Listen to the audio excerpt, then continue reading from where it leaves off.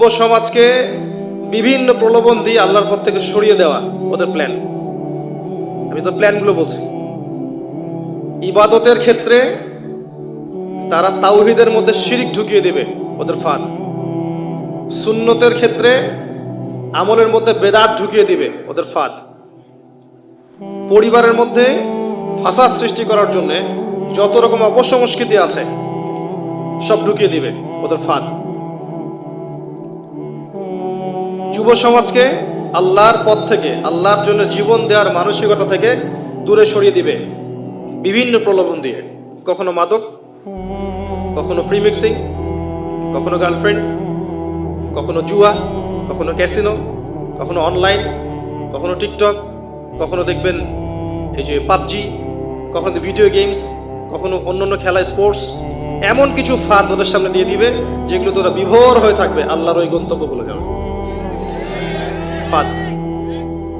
যুবতীদেরকে দেখবেন বেপর্দা করে বাইরে বের করবে, অগ্রগতির নামে ওদেরকে নগ্ন করে রাস্তাঘাটে ঘোরাবে, ওদের দেহ থেকে কাপড় খুলে ফেলবে, ওদেরকে এমন কাপড় পরিয়ে দিবে যেই কাপড় পরা না পরা সমান।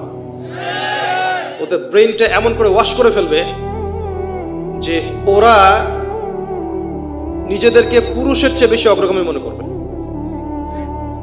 এবং কোন কোন ক্ষেত্রে দেখা যাবে তাদেরকে সততার সাথে নসিহত করতে গেলে আপনাকে বাঁকা চোখে দেখবে।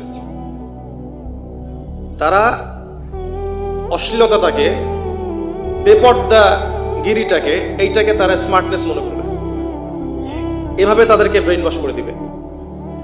আর অনেক সম অধিকারের কথা বলে, আপনার জীবনে প্রতিষ্ঠিত হতে হবে এইসব স্লোগান দিয়ে ওদেরকে এমন সব সেক্টরে নিয়ে যাবে যে সেক্টরগুলোতে ওরা যখন আসবে তখন এদের মধ্য দিয়ে হাজার হাজার মানুষ ঈমান হারাবে, এমন সেক্টর করে দিবে ওরা, এমন ফাঁদ করে দিবে।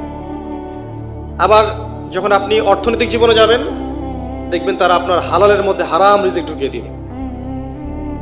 আপনার হালালের মধ্যে সুদের হারাম, ঘুষের হারাম, দুর্নীতির হারাম, এমন হারাম ঢুকিয়ে দিবে যে আপনি হালাল খাওয়ার জন্য আল্লাহর কাছে কান্নাকাটি করবেন, আল্লাহ একটা হালাল রিজিকের ব্যবস্থা করে দাও, কিন্তু খুঁজে পাবেন না, একটা হালাল রিজিক খুঁজে পাবেন না। এমন একটা পরিবেশ তৈরি করে দিবে যেখানে যাবেন সেখানে হারাম, হারাম ছাড়া পেপার সামনেই যাবে না, এমন একটা অবস্থান তৈরি করে দিবে। এরা সবাই মিলে আল্লাহর বান্দা বান্দীদেরকে আল্লাহর পথ থেকে সরানোর জন্য এমন কোনো ট্র্যাপ নাই, এমন কোনো ফিতনা নাই যেটা এই যুগে তারা অ্যাপ্লাই করে নাই। এরপরেও যারা দেখবেন কিছুটা দিনদার, এদের মাঝখানে তারা এদের ভিতরে ঢুকে অভ্যন্তরীণ ক্রন্দন লাগিয়ে দিবে। তখন মুসলিমের শত্রু হয়ে যাচ্ছে, এমন কাজ করবে। বাইরে থেকে এমন করে কলকাঠি নাড়বে, এমন ভাবে আমাদের সময়গুলোকে খেয়ে ফেলবে, আমাদের মেধাগুলোকে খেয়ে ফেলবে, আমাদের যুব সমাজকে খেয়ে ফেলবে। আগামী প্রজন্মকে এমন একটা প্রজন্মে রূপান্তরিত করতে যাচ্ছে যারা, মানে তারা হবে একটা বুদ্ধি প্রতিবন্ধী প্রজন্ম। বুদ্ধি প্রতিবন্ধীর মতো। দেখেন না টিকটক প্রতিবন্ধী, মানসিক প্রতিবন্ধী না হলে কেউ কাজ করতে পারে? বিগত 10 বছরে দেখেন এই জেনারেশন তৈরি হয়েছে। আরো 10 বছর যাইতে দেন, এমন বাচ্চা কাচ্চাগুলো জন্ম নিবে আমাদের, আল্লাহই জানে এরা যে কি করবে। মানে আমি বোঝাতে চাচ্ছি যে আল্লাহর বিরোধী শক্তি যারা আছে, ইবলিস, জিন শয়তান, তার অনুসারী মানুষ শয়তান, মাসিহুদ দাজ্জাল, তাদের ফলোয়ার্স, এরা সবাই মিলে আল্লাহর বান্দা বান্দীদেরকে আল্লাহর পথ থেকে সরানোর জন্য এমন কোনো ফিতনা নাই যেটা ছড়াচ্ছে না এখন। এবং সেই ফিতনা আপনার ব্যক্তি জীবনে দেখবেন, আপনার পরিবারে দেখবেন, সমাজে দেখবেন, রাষ্ট্রে দেখবেন, আপনি বিশ্বে দেখবেন, সমস্ত জায়গায় ফিতনা ছড়িয়ে দিয়েছে। বিশ্বের পরাশক্তিগুলো এখন একে অপরের সাথে লড়াই করতে পারলে বাঁচে, একটা নিউক্লিয়ার যুদ্ধ বাঁধাতে পারলে বাঁচে। আল্লাহ ভালো জানেন যে কতদিন বাকি আছে এই বিশ্বের সামনে একটা পারমাণবিক যুদ্ধ অপেক্ষা করছে। কোন কোন ক্ষেত্রে দেখা যায় মহামারীর যে ভাইরাস, এগুলো নিয়েও গবেষণাগারে কাজ হয়। এবং এমন অনেক ভাইরাস আছে যেগুলো এই বিশ্বে ইচ্ছাকৃতভাবে পুশ করা হয়েছিল বিশেষ উদ্দেশ্যে। আর এগুলো নতুন কোনো খবর নয়, এটা ওপেন সিক্রেট। অনেকেই বোঝে, তারাই বোঝে না যাদের ভিতরের চোখটা অন্ধ। এমন এমন অস্ত্র তৈরি করা হয়েছে যেগুলো একটা যদি পৃথিবীতে ব্লাস্ট হয়, পৃথিবী ম্যাসাকার হয়ে যাবে। এবং সুপরিকল্পিতভাবে সারা বিশ্বের মুসলিমদেরকে ফাইন্ড আউট করা হচ্ছে। কোথায় কোথায় মুসলিমরা আছে, কোথায় কোথায় মুসলিমরা শক্তিশালী, ওদেরকে ফাইন্ড আউট করে প্রথমে অভ্যন্তরীণ ফাসাদ, অভ্যন্তরীণ ফাসাদে কাজ না হলে ইকোনমিক স্যাংশন, ইকোনমিক স্যাংশনে কাজ না হলে সামরিক হস্তক্ষেপ, ওগুলোতে কাজ না হলে অভ্যন্তরীণ জঙ্গি সন্ত্রাসবাদ ইস্যু তৈরি করে দিবে।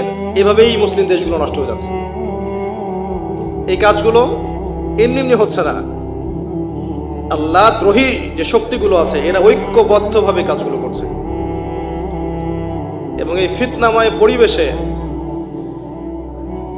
ভালো থাকা খুব দুষ্কর। কোথায় ভালো থাকবেন আপনি?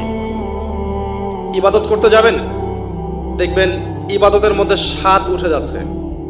যাদেরকে দেখে দিন শিখবেন, তাদেরকে দেখে দিনের কি শিখবেন? আমাকে দেখে দিনের কি শিখবেন?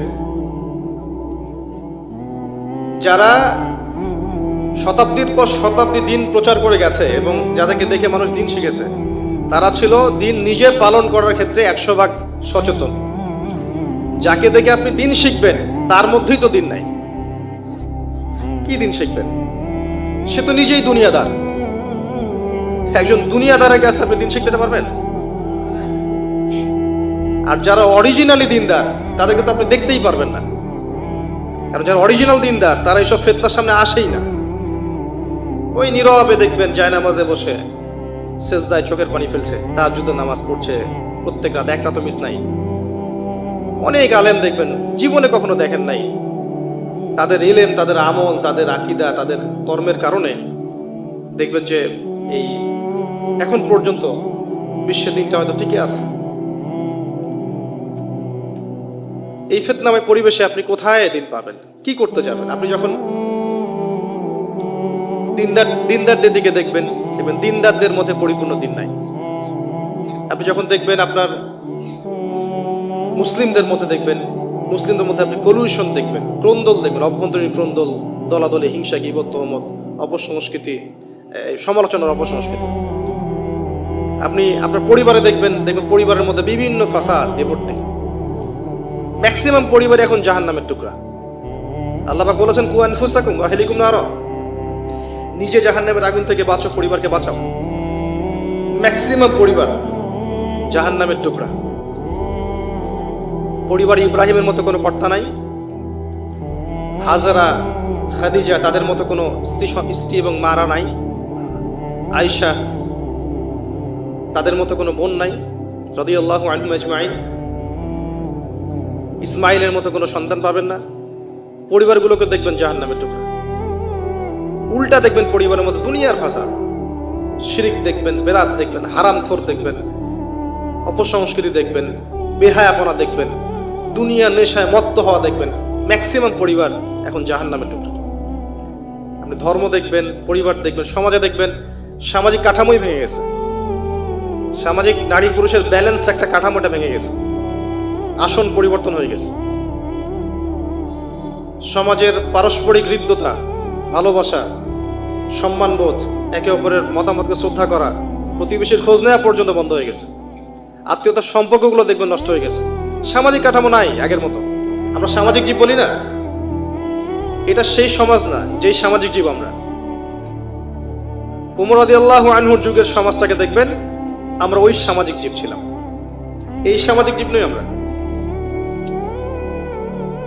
এমন একটা অবস্থা দেখবেন আপনি, নগ্নতাকে প্রগতি মনে করা হচ্ছে। তাহলে পশুর চেয়ে কোন জায়গায় আমরা উত্তম হলাম, আর কিভাবে আমরা সামাজিক জীব হলাম? কিছু মানুষ পর্দা করবে, পর্দা করা তার মৌলিক অধিকার না? আমি আমার গঠনটাকে আবৃত করে রাখবো, আমি কি পোশাক পরে আবৃত করব, এটা তো আমার ব্যক্তি স্বাধীনতা। আমার ব্যক্তি স্বাধীনতা, আমি কোন পোশাক পরে আমার গেটআপটাকে আবৃত করব। এবং আবৃত করার ব্যাপারটা হতে হবে শালীন, যাতে হিজাব বা পর্দা বজায় থাকে, রুচিকর হয়, মানুষের চোখে দৃষ্টিকটু না হয়। আবৃত করার অর্থ তো এই নয় যে গেঞ্জি আর জিন্স পরে আমাকে আবৃত করতে হবে। এটা কি আবৃত করা হলো? যখন আপনি গেঞ্জি জিন্স পরছেন তখন কি আবৃত হলো? মেয়েদের কথা বলছি তো, তারা যখন পূর্ণ হিজাব করছে, এটা ওর ব্যক্তি স্বাধীনতা, ওর ইচ্ছা। এটা আমি যদি আমার দেহের অঙ্গ প্রত্যঙ্গ কাউকে দেখাতে না চাই, তাহলে আপনি কি আমাকে ফোর্স করবেন না নগ্ন হয়ে দেখাও? এখন যারা আবৃত করতে চাচ্ছে তাদের দিকে পুরো বিশ্ব বাঁকা চোখে দেখছে, আর যারা নিজেদের দেহের অঙ্গ প্রত্যঙ্গ সবার সামনে খুলে দিচ্ছে এরা নাকি অগ্রগতি প্রগতির ধারক বাহক। এখন আপনি বলেন যে আমাদের মানসিক অবস্থা কি মানুষের জায়গায় এখনো আছে না পাশবিক জায়গায় আসছি আমরা? অ্যামাজন বনের যারা কাপড় পরতে পারে না, ছাল বাকল পরে থাকে, ওরা আমাদের চেয়ে বেশি সভ্য না? তাহলে ওরা বেশি সভ্য না? ওদের তো কাপড়ই নাই, এই জন্য পরে না।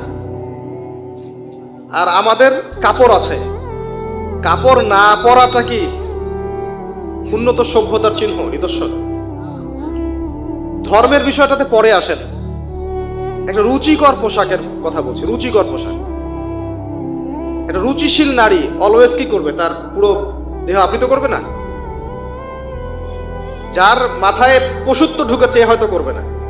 এখানে একটা সমাজের মধ্যে কি পোশাকে নারীরা চললে সমাজের বিশৃঙ্খলা হবে না, এটা সবচেয়ে ভালো জানেন সমাজের স্রষ্টা। সমাজের স্রষ্টা আল্লাহ রাব্বুল আলামিন। সমাজের ইলাহ কে? আল্লাহ। আল্লাহই ভালো জানেন কি করলে সমাজ ঠিক থাকবে, সমাজ ব্যালেন্স থাকবে, সমাজের মধ্যে ফাসাদ সৃষ্টি হবে না। আল্লাহ ভালো জানেন কোন পোশাক পরে মেয়েরা বাইরে বের হলে সমাজে বিশৃঙ্খলা সৃষ্টি হবে না। এই জন্য আল্লাহ পাক পর্দা ফরজ করেছেন। আল্লাহ অন্যায় করেছেন? নাউজুবিল্লাহ। এটা আল্লাহ পাক সবাইকে মানতে বাধ্য করেন নাই। যে মুসলিম হবে সে মানবে, যে মুসলিম হবে সে মানবে, যে অমুসলিম সে না মানলেও চলবে, মানলেও কোনো দোষ নাই, মানলে তার সেফটি। একজন মুসলিম যদি এখন এটা মানতে চায় আর সারা বিশ্ব যদি এর দিকে বাঁকা চোখে দেখায়, এই বিশ্বটা তাহলে কাদের? আল্লাহর বান্দাদের না শয়তানদের? তাহলে এই বিশ্ব রুল করছে কারা এখন? শয়তান। এখানে আপনার আমার অবস্থান কেমন জানেন? আসহাবুল কাহাফের মতো। আসহাবুল কাহাফ যেমন ছিল, আজকে জুমার রাত না, সূরা কাহাফ তেলাওয়াত করবেন এবং অর্থটা পড়বেন, দেখবেন আসহাবুল কাহাফের যে অবস্থা ছিল সমাজের মধ্যে। তারা ঈমান নিয়ে চলতো, সমাজের মানুষ মনে করতো এরা অসামাজিক জীব। এক পর্যায়ে বেচারারা সমাজ থেকে চলে যেতে বাধ্য হয়েছে। আমাদের অবস্থা এখন এই জায়গায় চলে আসছে। আর এই জায়গায় আসার পিছনে কারণও আছে। দীর্ঘদিন তো তাকবীর দেইনি আমরা, দিয়েছি? একটা তাকবীরের কি ফলাফল হয় আমরা বুঝতে পারছি? দেইনি তাকবীর। এবং তাকবীর সমস্যারও ছিল না, এককভাবে ছিল। যখন পুরুষদের গায়রত কমে যায় আল্লাহ পাক নারীদেরকে মুজাহিদা বানায় দেন। আমাদের গায়রত আছে এখন? একজন দিনী বোন এই কাজটা করার পরে দেখবেন ফেসবুকে তাকবীরের ঢল। এতদিন তোমার তাকবীর কোথায় ছিল? আর তুমি তাকবীর দিচ্ছ লেপে শুয়ে শুয়ে, লেপের তলে শুয়ে শুয়ে, কম্বলের তলে শুয়ে শুয়ে। ইস্যু পাগল মানুষ। যে ওই কাজটা করেছে, যে নারী, ওর যা সাহস আছে, ওর মধ্যে যে ইমানি তেজ এবং চেতনা আছে, এটাকে যদি পিস পিস করে বন্টন করা হয় আর সব এই ছেলেদের মধ্যে বিলিয়ে দেওয়া হয়, তাও মনে হয় এটা সমতা হবে না। এখন দেখবেন তাকবীরের ঢল, স্লোগান। এতদিন কোথায় ছিল তোমার তাকবীর? এতদিন তো তুমি কোনোদিনও নামাজে আসো নাই। এতদিন তো তুমি টিকটক নিয়ে পড়েছিলা, পাবজি নিয়ে পড়েছিলা, ড্রাগস খেয়েছো, জেনা করেছো, ফ্রি মিক্সিং করেছো, বেশ্যাবৃত্তি করেছো, সরি ফর মাই ল্যাঙ্গুয়েজ, ক্যাসিনোতে রাত কাটিয়েছো, এতদিন ইয়াবা খেয়েছো, মাদক খেয়েছো, গার্লফ্রেন্ড চেঞ্জ করেছো। তোমার মুখে তো পর্দার কথা মানায় না। এতদিন তো কখনো সুন্নতের উপর আসো নাই। দিনের কোনো ফিকিরই ছিল না। দিন, আল্লাহর দিন প্রচার প্রসার প্রতিষ্ঠার কোনো চেষ্টা করো নাই। আল্লাহর জমিন, আল্লাহর দিন কায়েম হোক কোনো চেষ্টা করো নাই। এখন এক তাকবীরে তোমার ঈমান একদম মাশাআল্লাহ আকাশের চুম্বি হয়ে গেল। আবার দেখবে এই ইস্যুটা শেষ, তোমার ঈমান নেমে যাবে। এইসব জেনারেশনকে দিয়ে কোনো কাজ হবে না। আর যখন কাজ হবে না আল্লাহ পাক মেয়েদের হাতে দায়িত্ব দিবেন। দেখেন, যখন কাজ হবে না আল্লাহ পাক মেয়েদের হাতে দায়িত্ব দিবেন। কারণ কি? কারণ ছেলেরা যে মেয়ে হয়ে গেছে, পুরুষরা হয়ে গেছে নারী, তো আল্লাহ পাক নারীকে এখন পুরুষের জায়গায় নিয়ে আসছেন। এটা নিয়ে পরে কথা হবে ইনশাআল্লাহ। তবে মূল কথা হচ্ছে যে এটা তো তার স্বতন্ত্র স্বাধীন অধিকার। একটা মানুষের স্বাধীন অধিকারে খর্ব করতে পারে কে? আল্লাহর বান্দা না শয়তান? একজন মানুষ ধরেন ইসলাম কবুল করবে না, আমরা মুসলিমরা কি তাকে বাধ্য করতে পারবো? আমরা আল্লাহর বান্দা কাউকে বাধ্য করব না। সে তার প্রতিফল নিয়ে আল্লাহর সাথে সাক্ষাৎ করবে। নাকি ওর গলায় তরোয়াল চালিয়ে আমি বলবো যে ইসলাম কবুল করো, বলবো? কখনো বলবো না। এখন আমি যদি পর্দা করতে চাই, কেউ যদি আমার গলায় তরোয়াল লাগিয়ে বলে যে তোমার পর্দা করা যাবে না, তাহলে এ শয়তান না আল্লাহর বান্দা? সুবহানাল্লাহ। আমাদের দীর্ঘদিনের ঘুমন্ত অবস্থার ফসল হচ্ছে এগুলো। শয়তানের অপশক্তির এত তৎপর এখন মানুষ, শয়তান, জিন শয়তান, দাজ্জালের ফলোয়ার্স এত সচেতন, এত শক্তিশালী যে ওরা চায় মুখের ফুৎকারে আমাদের দিনটাকে নিভিয়ে ফেলতে। কিন্তু আল্লাহ পাক বলেছেন আল্লাহু ইউতিম্মু নূরাহু, আল্লাহ পাক তার নূরকে প্রজ্বলিত করবেন, ওয়ালাউ কারিহাল কাফিরুন, যদিও কাফেররা এটা পছন্দ করবে না। হে আমার প্রিয় মুসলিম ভাইরা, প্রত্যেকটা ঘটনার পিছনে আমাদের জন্য নিদর্শন আছে। আল্লাহর বান্দা বান্দীদেরকে আল্লাহর দিন থেকে সরানোর জন্য শয়তানি শক্তির অপতৎপরতার শেষ নাই। আপনাকে আমাকে প্রথমে যে কাজটা করতে হবে, তাদের প্রতিটা অপতৎপরতার শেকড় খুঁজে বের করতে হবে, চিহ্নিত করতে হবে, তারপরে আপনাকে সলিউশনে আসতে হবে। তারও আগে আমাদেরকে দুনিয়ার জীবনটাকে গুরুত্বের সাথে গ্রহণ করতে হবে। এই জীবন আমার একটা মাত্র উদ্দেশ্যে আল্লাহ পাক দিয়েছেন, যেন আমি জান্নাতে যেতে পারি। জান্নাতে যাওয়ার পথে যেই আমার বাধা হবে তাকেই আমাকে অ্যাভয়েড করতে হবে, সে যেই হোক না কেন। তারপরে আল্লাহ আমার কাছে যে কাজ চেয়েছেন, ফরজিয়াত, ওয়াজিব সমূহ, সুন্নাত, এগুলোকে আমাকে পাবন্দ করতে হবে। আমাকে ইলম অর্জন করতে হবে, আমাকে জানা অনুযায়ী আমল করতে হবে, আমার পরিবারটাকে গঠন করতে হবে নববী আদর্শে। আবারও বলছি, গঠন করার ক্ষেত্রে গিয়ে যদি বলতে বলতে দাওয়াত প্রদান করতে করতে করতে করতে কাজ না হয়, আপনি আসহাবুল কাহফ হয়ে যান, এছাড়া কোনো অপশন নাই। না হলে এই পারিবারিক ফিতনা আপনাকে দিন থেকে সরাই দিবে। পারিবারিক ফিতনা আপনাকে দিন থেকে সরাই দিবে।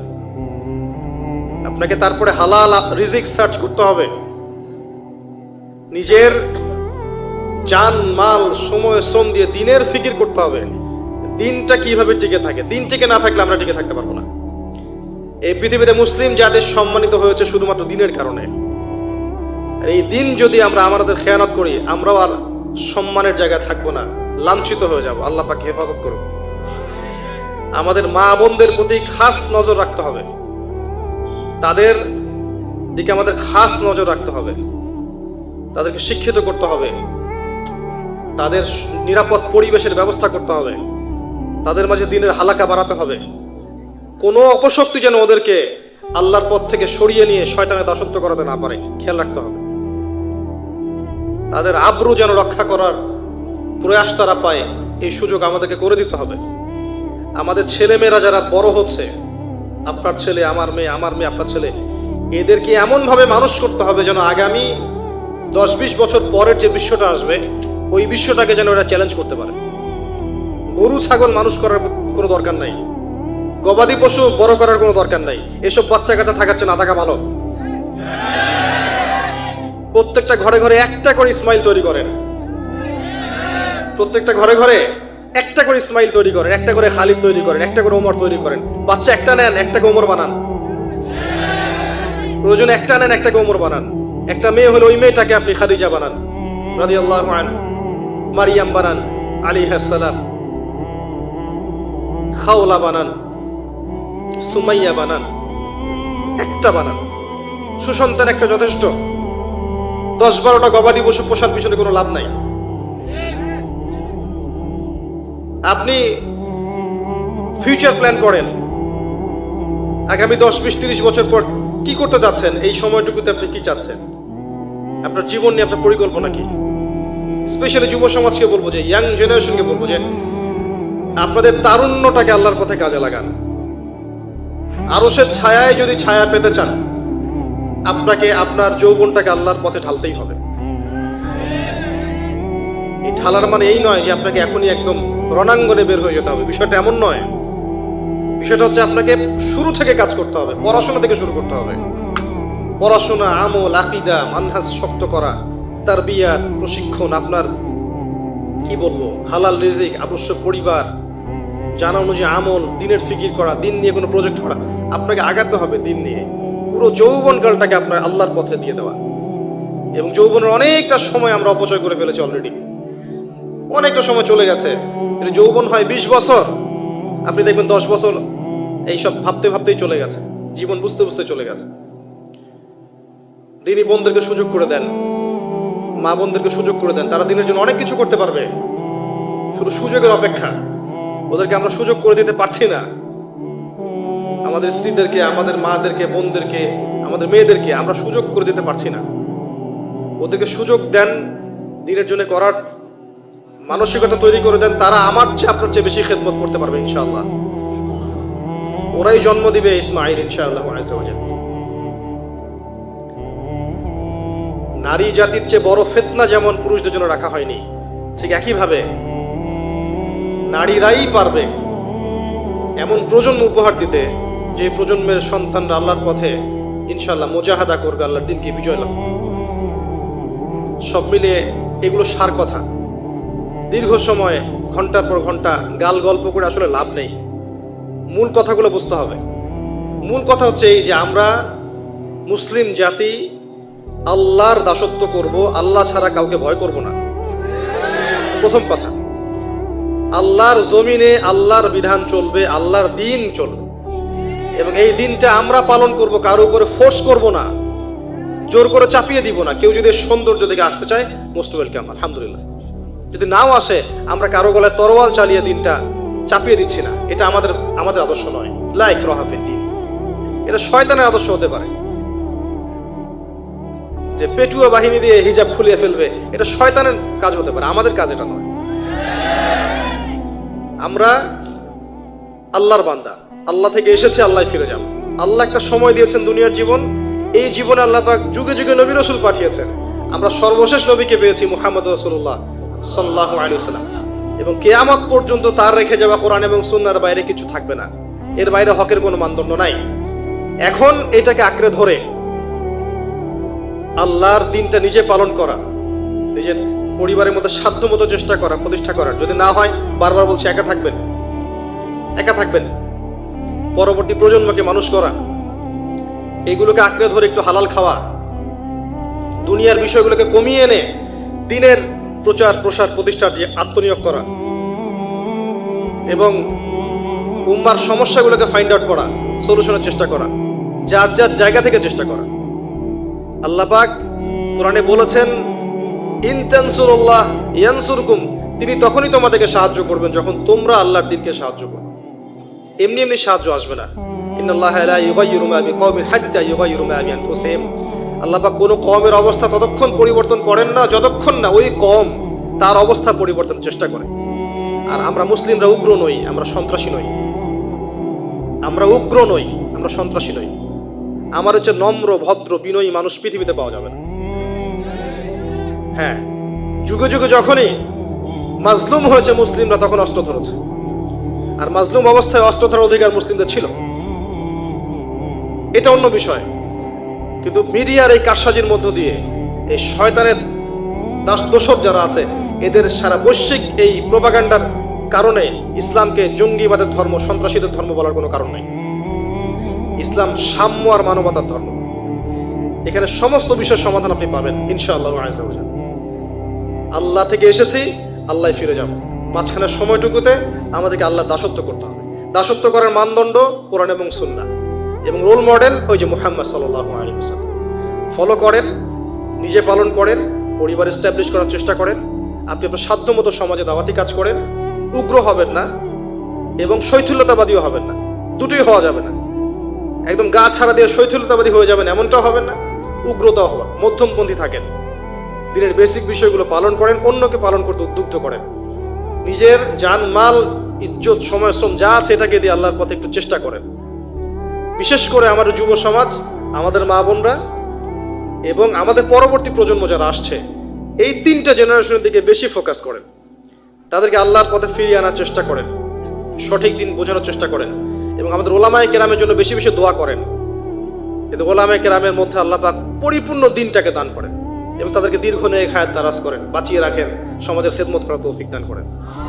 এবং যাবতীয় দৃশ্য অদৃশ্যের বিপদ আপদ থেকে, ফিতনা ফাসাদ থেকে আল্লাহ পাক যেন আমাকে এবং উলামায়ে কেরাম সবাইকে হেফাজত করেন, যাতে করে তারা দীর্ঘ সময় পর্যন্ত মানুষকে দ্বীনের সঠিক কথাগুলো বলতে পারে। এবং আল্লাহ পাক যেন তাদের মধ্যে ঐক্য আগে দান করেন। যখন তারা ঐক্যবদ্ধ হবে, দেখবেন ইনশাআল্লাহ জনগণ অটোমেটিকলি ঐক্যবদ্ধ হয়ে গেছে। এবং আগামীর যে সময়গুলো আসছে আরো ফিতনাময়, আরো ফাসাদময়, এগুলোতে আরো চ্যালেঞ্জিং হবে জিনিসগুলো। ঈমান ধরে রাখা, নামাজ পড়া, তাওহীদে থাকা, সুন্নতে থাকা, পর্দা ধরে রাখা আরো বেশি কষ্টকর হবে। একটা এক্সাম্পল দিয়ে শেষ করছি। অবস্থা এমন এবং অবস্থা হতে পারে এমন, আপনাদের সাগরের পারে চোরাবালি আছে। মনে করেন একটা দেহ চোরাবালিতে পড়ে গেছে। এখন প্রথমে তার টাকনু পর্যন্ত ডুবে গেছে। এখন সে নড়াচড়া করছে এখান থেকে বের হওয়ার জন্য। আশপাশে অনেক মানুষ, এই মানুষগুলো বলছে নড়াচড়া করো না, নড়াচড়া করো না, যদি নড়াচড়া করো তাহলে আরো ডুবে যাবে। কথা বুঝতে পারছেন? সে নড়াচড়া করা বন্ধ করে দিল এবং আশপাশের মানুষ তার হাত ধরে তাকে টেনে তুললো না, বরং আশপাশের মানুষ তাকিয়ে তাকিয়ে একটা তামাশা দেখলো এবং তাকে বললো নড়াচড়া করো না। সে নড়াচড়া করলো না। কিছুক্ষণ পরে আস্তে আস্তে আস্তে আস্তে তার হাঁটু পর্যন্ত ডুবে গেল। অটোমেটিকলি নড়াচড়া না করলেও তো ডুবে না, ডুবে গেল হাঁটু পর্যন্ত। এবার সে ছটফট করছে, আরো বেশি বের হতে হবে আমাকে। আশপাশে সব মানুষ বলছে নড়াচড়া করো না, ডোন্ট মুভ, নড়াচড়া করো না, নড়াচড়া করলেই আরো ডুবে যাবে। আশপাশে সব মানুষ তাকে টেনে তোলার চেষ্টা করলো না। এরপরে তার কোমর ডুবলো, এরপর তার বুকটা ডুবলো, এরপর তার গলা পর্যন্ত ডুবলো। এখন তার মাথাটুকু বাকি আছে। এই মাথাটুকু আপ্রাণ চেষ্টা করছে কিভাবে এখান থেকে বের হওয়া যায়, যান বাঁচানো যায় কিভাবে। এখনো আশপাশে সব মানুষ দাঁড়িয়ে বলছে নড়াচড়া করো না, নড়াচড়া করলে যতটুকু বেঁচে আছো এতটুকু থাকতে পারবা না। এই অবস্থায় যদি সে আরেকটু কাল বিলম্ব করে, আজ হোক আর কাল হোক, তার ওই মাথাটুকুও ডুবে যাবে ইনশাআল্লাহ। এই হচ্ছে বর্তমান পরিস্থিতিতে মুসলিমদের অবস্থা। কে ওই দেহটাকে টেনে বের করবে? কাদের এই হিম্মত আছে? কারা সেই মানুষ যারা এই প্রায় ডুবে যাওয়া দেহটাকে টেনে তুলবে এই বিশ্বের মধ্যে? এর চেয়ে ভালো কোনো এক্সাম্পল আমার কাছে জানা নাই। এই যে এক্সাম্পলটা দিয়েছি আমি আপনাদের সাগর পাড়ে গিয়ে শিখেছি। আমার কাছে নিজেকে মনে হচ্ছিল এমন যে আমার অবস্থা হয়তো এমন। একটাই আওয়াজ, নড়াচড়া করো না। নড়াচড়া করলে যতটুকু বাকি আছে এইটুকু ডুবে যাবে। এইটুক আজ না হোক কাল ডুবেই যাবে। যদি শুরু থেকে নড়াচড়া করত এবং শুরু থেকে সবাই জুড়ে তাকে হেল্প করত এবং তাকে টেনে তোলার চেষ্টা করত, আজকে ওই উম্মার অবস্থা এমন হতো না। এই করতে করতে করতে করতে আজকে আমাদের এই অবস্থা হয়েছে। আপনারা ফিকির করেন কিভাবে ওই প্রায় ডুবে যাওয়া শরীরটাকে বের করবেন। আমার কোনো ক্ষমতা নাই। যতটুকু ছোট্ট ভাঙ্গাচুরা ইলম কালাম আছে এর মধ্যেও আমি 100% কখনো দিতে পারি না। আমি হয়তো 30%, 40% দিতে পারি, বাকি 60-70% দিতে পারি না। আমি এতটুকু শেয়ার করছি, বাকি ফিকির আপনারা করবেন কিভাবে আল্লাহর জমিনে, আল্লাহর দ্বীনের, আল্লাহর এই উম্মাহ মুহাম্মদ সাল্লাল্লাহু আলাইহি ওয়াসাল্লাম উম্মাহকে বাঁচাবেন, তাদের উপকার করবেন, কল্যাণ করবেন। ভবিষ্যতে কি হবে এই উম্মার, কিভাবে হাল ধরবেন, এগুলো আপনারা চিন্তা করতে থাকেন। আমার কাছে এর চেয়ে ভালো কোনো এক্সাম্পল নাই।